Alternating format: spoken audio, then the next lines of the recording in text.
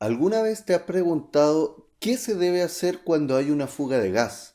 O bien, ¿te has preguntado también qué debo hacer si es que tengo una persona intoxicada con un producto químico? Bueno, el desafío hoy no tiene que ver con tener absolutamente toda la información en la cabeza, sino que más bien tiene que ver precisamente con administrar información. Bien, primero que todo, vamos con el qué. ¿Qué es una hoja de datos de seguridad? Bueno, una hoja de datos de seguridad es un documento estrictamente legal, pero también una necesidad operativa, que aporta, entre otras cosas, la información suficiente para el almacenamiento, el transporte, el manejo y la disposición final de las sustancias catalogadas como peligrosas. En lo que respecta a la responsabilidad propiamente tal de elaborar las hojas de datos de seguridad, hay dos actores principales. El primer actor tiene que ver con el fabricante, es decir, el fabricante es la persona que tiene que elaborar las hojas de datos de seguridad. Por otro lado, tenemos al importador. Cada vez que un importador vaya a importar una sustancia catalogada por la norma chilena 382 en cualquiera de las 9 categorías como peligrosas, es el importador quien tiene que homologar la hoja de datos de seguridad del fabricante extranjero. En consecuencia, cada vez que yo le compro a un fabricante o a un importador de una sustancia que tiene características peligrosas, son ellos quienes tienen la obligatoriedad de entregarme esta hoja de datos de seguridad. Es muy común reconocer las hojas de datos de seguridad por sus siglas en español o en inglés. En español está HDS, hoja de datos de seguridad, y en inglés está la MSDS, Material Safety Data Sheet.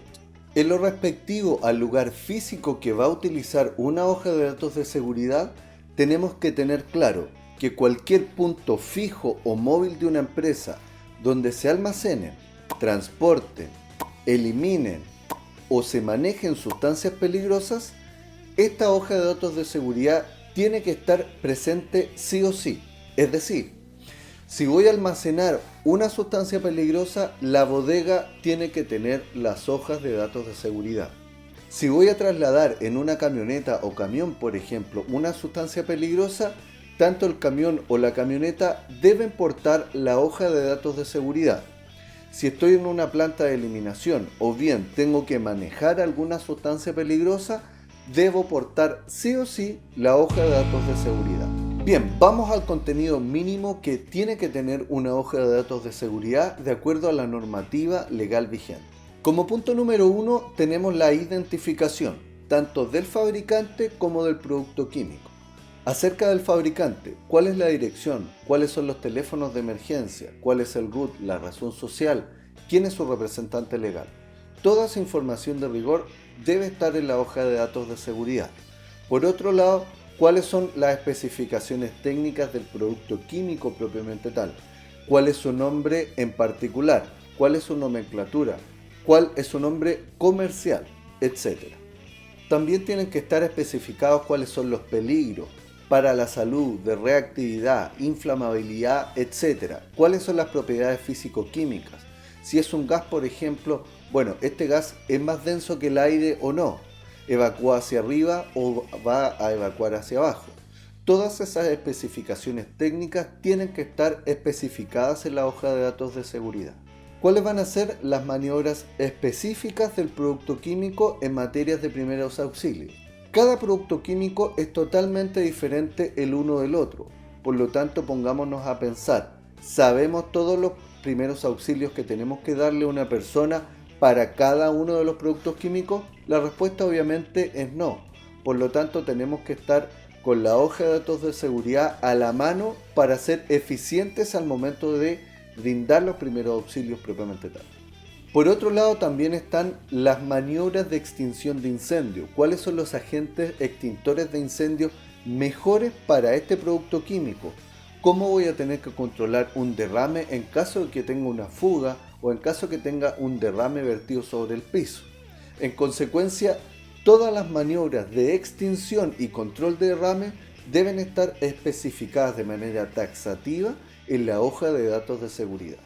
¿Cuáles son las técnicas básicas para el almacenamiento y también para el manejo del producto químico en particular? ¿Cuáles son las normas de disposición final de este producto químico?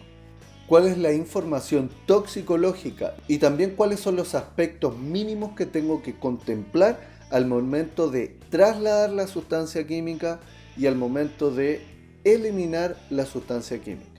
Bueno, toda esta información es extremadamente relevante al momento de transportar, eliminar, manejar o almacenar una sustancia catalogada previamente como peligrosa.